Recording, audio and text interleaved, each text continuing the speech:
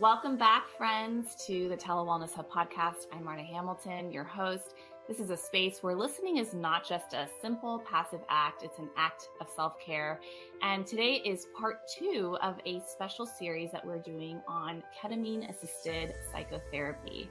And today's guest includes Jordan Woodson. Jordan Woodson is a counseling resident based out of Virginia, and she is an amazing person to come in here and share with us a little bit about what it looks like as a counseling resident to see her clients using ketamine-assisted psychotherapy. She works with children and teens ages 8 and older, as well as young adults. She uses an integrative and strength-based approach, looking at ways in which resilience has shown up in the face of obstacles in life. Welcome, Jordan. Thanks so much for joining today. Thank you so much for having me. I'm, so curious. I've shared with this in part 1 with Crystal. She is the practice owner where you guys are work together, the LifeWorks Professional Counseling there in Virginia. And I shared what an amazing opportunity to train in this. And I can only imagine as a resident, the opportunity to see it in action. I've never seen ketamine-assisted psychotherapy. So for me, I'm genuinely very interested in learning more. And like many listeners, it's a new concept, definitely integrative with integrated medicine. I mean, just a wonderful opportunity to blend different modalities for people's health and wellness. My first question, as it is to all guests, is why do you do this mental health and wellness work that you do? Oh, what an excellent question. For me, what first got my interest into the mental health field in general was meeting people in my life who struggled with mental illness, not only just in my family, but with friends and other loved ones I had in my life. And as I specifically followed this interest, I really became honing in on the way shame impacts our lives, specifically for those who were often silenced or censored or just really told that they were too much. That was something I experienced a lot in my childhood and adolescence, and being able to be a part of a healing journey where people can kind of reclaim that narrative. Oh, yes. Hello. Hi, we're being joined now. We have another special guest, Tabitha Woodson. Hi, Tabitha. We'll share a little bit about Tabitha's background in a second. And right now, Jordan was just sharing a little bit about why she does the wellness work that she does, sharing about how shame, just noticed, the impact of shame. So thanks for joining. We'll do a little introduction in a second too. But the way that shame kind of rears its ugly head and puts its roots so deep into us for such a young age, and being able to see people, whether they're teenagers or adults, kind of reclaiming that and being able to access a nurturance and a healing that was always present within themselves. And my heart grieves for those who got the wrong message somewhere along the way. And so for me, a big reason why I do this is helping people through various approaches, including ketamine-assisted therapy, as a way to access that core version of ourselves before shame, hatred, trauma, and being silenced got in the way.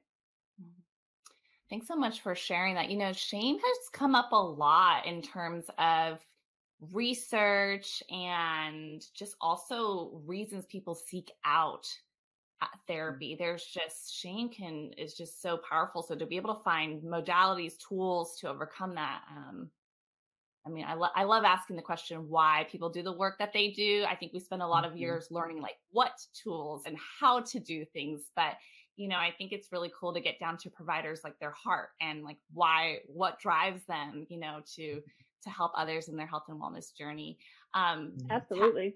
So today's guest also includes Tabitha Woodson. Tabitha is a licensed professional counselor, also at LifeWorks Professional Counseling based out of Virginia. She is a veteran with 16 years of service to our country, as well as a trauma-informed therapist. And we're going to get to gain some insight about what ketamine-assisted therapy looks like for her Mhm. clients at this group practice. Thank you so much, Tabitha. Welcome as well. Thank you. Thank you for having me. So, same question for you. Why Okay. do you do the health and wellness in mental health that you do, the Wow. work that you That's do? really, really, really deep question, deep and kind of personal for me. What brought me on this journey is that suffering.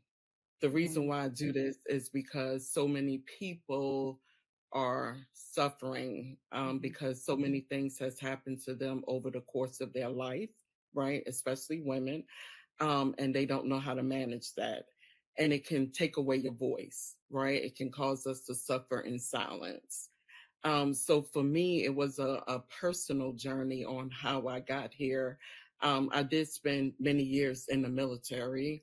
Um, and in the course of being in the military, I somehow ended up taking on helping people, especially women vets that were struggling with different things. So for me, it's helping people like relieve some of the suffering that they are experiencing. A lot of it started in childhood. And helping a lot of people, like especially women, get their voice back. Like that is so important to me because we can lose Mm-hmm. ourselves in our work and our families and all the different roles that we play. So throughout the my journey in counseling, I started out working with children and their families, and just going into the home and first trying to work with children, then recognize that I need to back up. It's the parents. It's the parents. And a lot of these, the children in the population that I work with in the past, it was a lot of single family homes where the mother was in charge, and they were suffering from depression and anxiety and Mm-hmm. trauma. And it's like, how can you rear children when you yourself are suffering? So that just spoke to me, and that just started my journey on just helping people. And don't get me wrong, I work with men and children. The youngest for me now is 12. Mm-hmm. um, Helping them too with just learning how to speak up, learning that it is hope and that you can get better and you can get well. So for me, it's all about helping people regain their voice and just learn how to live life, right? Live Mm-hmm. life. Yeah. And that's a Yes. journey. Enjoy taking that journey with my clients. Hmm. Yes, it's such an honor. I often tell people, I mean, our job, we get to walk our, Yeah. the path for people to see Hmm. them in their healing journey. And you both Yes. bring up just bringing people into Hmm. being able to step out of a place of shame and suffering and find their Hmm. voice. And I think that's just so honorable that you two dedicate your lives, and how interesting that you both have a heart also for working with children, either originally, and Hmm. that's Yeah. yeah, and Hmm. yeah, I feel like it made me wonder about questions specifically with like trauma informed and shame Yeah. and childhood, which might be maybe a different interview to plan. Okay. Yeah, but I think Yeah. absolutely what Hmm. you share, it's so important. And I think that therapeutic relationship really speaks a lot in terms of, if anyone's Hmm. listening and considering finding a therapist, I think finding the right Hmm. fit is so Yes. important. It's important to Hmm. find who resonates with you. And Hmm. we spend a lot of time with our training, and people really Hmm. bring themselves authentically. Also providers Yeah. do, they bring themselves Hmm. authentically to their clients to help facilitate the journey. So thank you so much for both of you being vulnerable and sharing your Hmm. personal heart in this manner. Hmm. So I appreciate that. I guess my first question for you in terms of ketamine assisted psychotherapy is, uh, what are some of the benefits that you see, as providers at this clinic? We talked in Hmm. part one of this series with Crystal. She talked us through all the steps. And so if you haven't listened to part one, you might want to back up, listen to Hmm. part one of the series. She really walks us through what is ketamine, what it does a session look like from receiving the medication by mail, and Yeah. the different steps and what it looks like, and how it acts on the body down to like the half-life Hmm. and the processing. what to expect from the session. For you both, it sounds like you both get to sit in on sessions for your clients while they do the ketamine assisted therapy. So what are some of the benefits that you have seen as a provider at a clinic that can provide ketamine assisted therapy from your perspective as a therapist? Like, how does it benefit your clients? Yeah. I think the role that I play is being there and being that support for my clients, because my clients, they know me. And I think that the role that I play in this is helping them relax, right? Because a lot of them are really extremely anxious about it. It's so new, right? So I'm doing like calming exercises and helping them get into it. And I think what I've seen, I've only had a few sessions. What was so wonderful about it with my client is that a lot of what she went through, she was able just to let go, right? And get out of her brain, her thinking brain. Yeah, and get into herself, her body, right? And she would have a hard time doing that in talk therapy and with me trying to do all the other interventions. And this, it helped her to kind of let go, right? And that's helped her with like being able to just know that it's okay to release. And I felt like trust. This client had difficulty with trusting.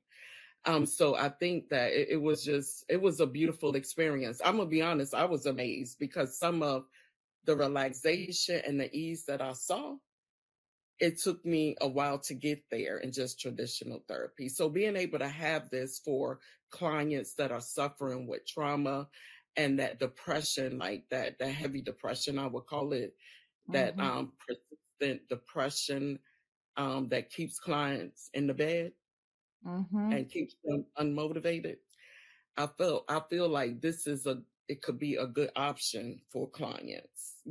Is another tool, I would say, another good another therapy that is available at our clinic to help clients that are struggling in Yeah, certain I'm aspects. Oh, go ahead. Sorry.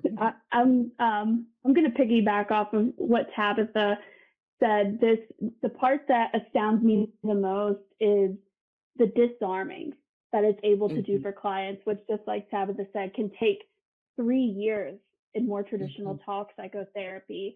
Like, what I'm always amazed by is how ketamine is able to deliver such a personalized, mystical experience. So whether that's a metaphor, whether that's an image, whether that's a body sensation, the ketamine medicine knows how to deliver that message that may take a therapist, even with the most amazing relationship with a client, 3 years to get there. And when clients are in that space and are able to experience this mystical experience, and for the first time, may come to conclusions like, oh, it really wasn't my fault. And just to be able to be in that space with them as it disarms common defenses that we have. A little bit about me. One of the things that helped me get into the mental health field was I attended counseling myself. And for me, especially in the beginning of my own counseling journey, I may be what's considered like an intellectualizer. So when I would experience or talk about pain, it was through the lens of, oh, this person hurt me because they have trauma, or I experienced this abuse because that person grew up in an abusive home. And I would use this more intellectual background to justify the pain that had happened, as opposed to just sitting with the pain and actually letting myself feel that emotion. Ketamine has such a way of disarming that for the clients that I see. And to me, that's a remarkable process that is able to be delivered in such a short amount of time. Yeah. Well, how amazing for you to also, you have the training, you have the background, you're doing traditional therapy, and there's a space for that, right? It sounds like, you still utilize those modalities that you might learn in other, right? Other tools. But how amazing and reaffirming to hear from clinicians that utilize those to get to sit in and facilitate these. It sounds like it's a really collaborative approach. You're there. You can have that continuity. There's trust for the client. They can rely, it's someone they can rely on, right? Like, I know this Mhm. person, I can rely on them. They're going to guide me. They're going to support me as they have throughout this time. They know me. They Mhm. know my feelings, my thoughts, my beliefs, my journey so far. How reaffirming about the power of it. Mhm. To see that you guys know the client through the lens of traditional therapy, and to also see how this ketamine assisted sessions can Mhm. really transform, it sounds like, really in Yeah. ways that are visible, Mhm. and understood through their sharing of the experience. Mhm. That's really incredible to hear. I bet it's very powerful. And Mhm. transformative for people, especially, this in part one of the series, Crystal share, like, there's people with medication resistant depression, Yes. like you mentioned, just not being able to get out of bed. Like, well, how wonderful to Mhm. have a hope is so powerful to know, Mhm. maybe there's hope that there is a method that could really help me. We can look at this like Mhm. biologically through the chemistry, in addition with the support of talk therapy. I think that's Yes. really powerful to even have hope for that. Mhm. Yeah. You guys Yeah. mentioned, being there to help people be at ease too. So what are some Mhm. common fears or concerns? People listening might be like, okay, well, like, I don't know if I'm ready for something mystical. What does that look like? Like, what are some Mhm. common fears or concerns about ketamine assisted therapy that have come up with your clients? Mhm. I think it's just the fear of the unknown, what's gonna happen. Hmm. Hmm. Hmm. Hmm. Yeah, what would the experience be like, and not knowing that, like, and feeling like they won't be able to be in control of Hmm. what's going on.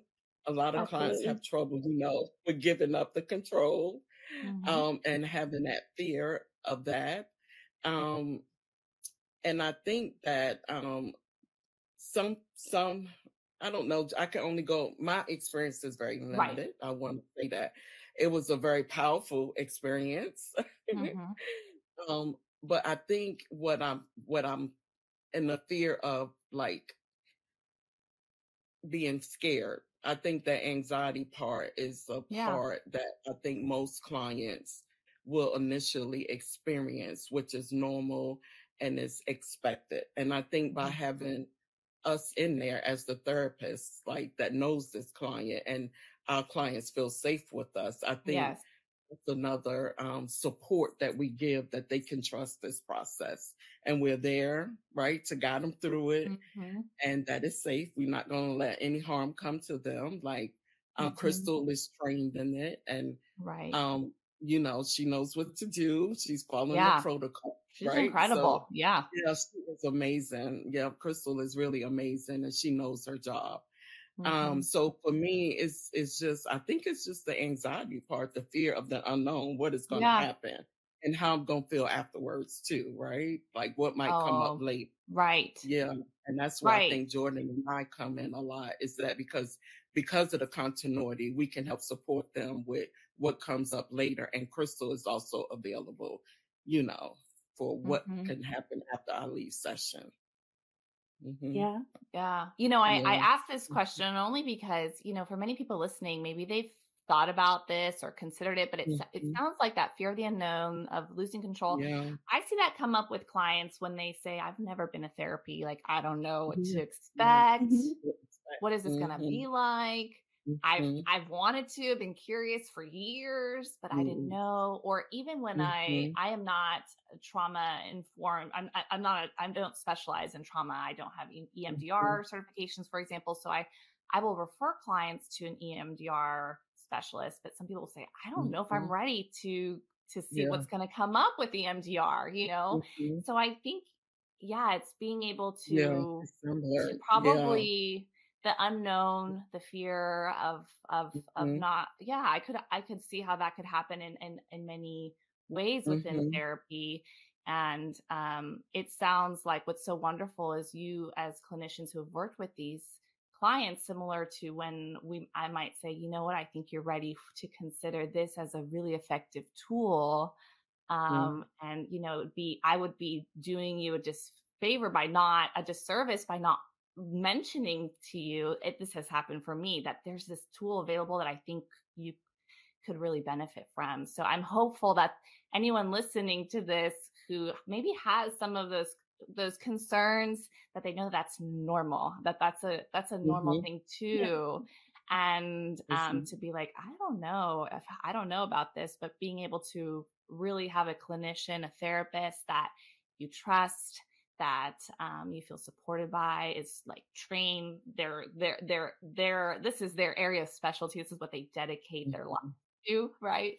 It's really important to find that, and that it could be a really beneficial thing. And because I'm curious, you're saying some really incredible things, like how you've seen really incredible benefits. Can you share a little bit about, so they go into this session, they might have some concern, you're there to provide a supportive, safe space.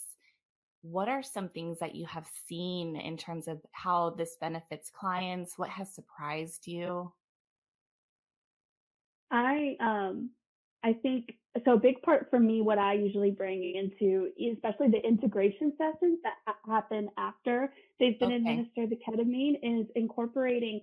I use a little bit of internal family systems techniques, and which is looking at the different parts of ourselves and how they Mm-hmm. protect us, how they manage us, and even some of those core wounds that we keep hidden deep within us. And ketamine is such. I've been so surprised at how hand in hand that those two approaches go together, and seeing different parts come up during the administering of ketamine, or like deeper access to those wounds that we try to protect and hide from ourselves. So it's exactly what Tabitha was saying. Those anxious parts come up. Oh, I don't know if I'm ready for this. Oh, I don't know if I'm going to lose control. And depending on my relationship with the client, I'll kind of be like, yeah, that's the point. That's kind of the deal, is to disarm some of those defenses, allow yourself to be in the space where all parts can come forward. And because of the relationship that you and the client have together, that you'll be able to put some of those pieces together. Oh, this part came up here, this memory resurfaced. And Mm-hmm. just the way that, like, all the different modalities, like even narrative therapy, I find is very useful when working in these ketamine sessions. So that has honestly been a huge part that's surprising to me. And the ability to have the session after the ketamine, like within 24 hours the next day, to incorporate some of the things that we've talked about in earlier sessions. Mm-hmm. Like, wow, that really came up this time. And let's process and let's go even deeper with that to connect some dots or messages that you may have received through some like mystical imagery or body sensations that you felt at that Mm-hmm. How wonderful to have that continuity. And I realized I didn't ask this, because also, when with that, in terms of those concerns or fears for people who might be considering this, I'm hopeful this series really helps people, it really paints a picture of what it is on all levels and the experiences, because part of the Mm-hmm. series too, we'll actually get to talk to some clients who have gone through ketamine assisted psychotherapy sessions. So, one question I didn't ask is, are you guys talking to your clients during the session? Are you asking questions? Are they guiding you? What is it, Crystal? I'm curious. Are you sitting there just kind of watching, observing? Does it depend? I guess I have a lot of questions too. Yeah. Yeah. I think it's a combination. Like, we work together. Like, at the time. start of the session, like, we'll ask the client to like kind of state their intentions, Mm-hmm. so we can get a sense of what they are hoping to achieve in that session. And then I think we work well together, because it is a team approach. Crystal does a lot of the guiding. Mm-hmm. And then I think for me, she'll start the guiding and I'll just jump in and we'll continue with the flow. And yeah, we do process, and like what kind of, whatever comes up. A lot of times, the client will lead once they say what the intentions is, and then we'll continue with that conversation. So yeah. Absolutely. I think, and Mhm. going off that, it depends in terms of like what the client also wants in that session. So I know I've had clients who are much more internal processors. So when they're actually experiencing the dissociative ketamine experience, or perhaps the mystical imagery, um, some clients prefer like internal, like they might put on headphones or they might put on a Oh, sleep mask and kind of leave that part to themselves. And then when they're ready within that 3-hour period, then they may share, well, I saw this or this experience came up. Having said that, I do know other clients who are more Yeah. expressive as it's happening, as they're seeing the imagery in front of them or experiencing the body sensation, they're naming it as it's happening. So there is a lot of Yeah. ebb and flow. And I Mhm. think, especially what you were saying, Tabitha, the team approach that comes between us Yeah. and Crystal, being able to taking the lead, or, oh no, I remember in psychotherapy they mentioned, or in other psychotherapy sessions, they Mhm. mentioned this. I wonder if this is what they're talking about with this imagery or this Mhm. memory. So Yeah, being able to have that ebb and flow with Crystal is amazing and artful. It's it nothing is. short Yeah. of artful. Yeah. Yeah. I think with my experience, the client was more expressive. She was like more Mhm. talkative. Which was good. So we was able to address some things that like them deep wounds that Jordan was mentioning earlier. So I think it will vary because each experience is different because of course each client is different. Yeah. mm-hmm. But I like the flow. And that's why I like the team Yeah. approach. I really do. Yeah, it's a lot of experience that's in that room at that time. And not Yeah. only Oh yeah. that, but yeah, a lot of just caring, empathy, like empathetic, and validation. It's just so much of that that's in that room, and clients can feel it, Mm-hmm. Yeah. and I think as they are more and more in the experience, I think that helps them with relaxing and opening up. So Mm-hmm. I think it's awesome. Like it's like Jordan and I, we would talk about like our different experiences in the room, and like she said, each is amazing. Like it truly is amazing. And like I said, I've only been doing it a short time, but like, Mm-hmm. yep. It sounds incredible. I told Crystal this place sounds like an amazing group practice, honestly, but Hmm. how empowering for your clients. There's not enough, I feel like in society, and there's just not a lot of Hmm. opportunities to sit for hours in a space that you feel Yeah. completely supported, Yeah. validated, Hmm. empowered, guided with people who are Yes. in a collaborative, in Hmm. harmony, if you will, and Yeah. experience Hmm. component that you mentioned, really taking on that mentor, in terms of really there to support you. I think that's sounds Yeah. really incredible. I just like Hmm. really just really inspired and admire Hmm. that approach that you all are part of.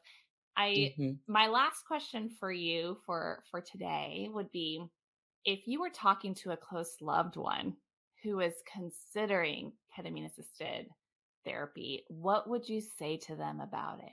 Just briefly, like they're like, I'm thinking about it. What would you say? I think I would say you are worth the time and space to Yeah. dedicate to this. Yes. Get ready. And I'm so excited Hmm. for you. Hmm.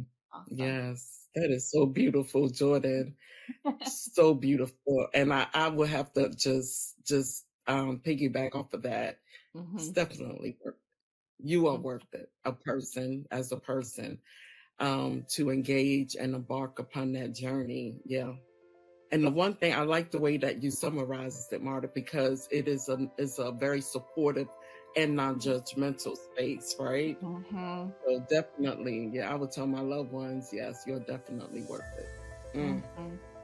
Yes. Well, thank you both, Tabitha and Mhm. Jordan, for joining today. I Mhm. feel so inspired from our conversation, and I'm sure a lot of listeners are as well. I'll make sure to include in the show notes how people can connect with you. And this is part 2 of the series. So the next one, if you're listening right now, make sure you subscribe or you follow for the next one, where we get to talk with a client who's gone through ketamine assisted therapy. And Tabitha and Jordan, thank you so much for being a part of our wellness journey today. Yeah. Thank you. I Thank appreciate you it. so Thanks much. for having me. Yes. All righty.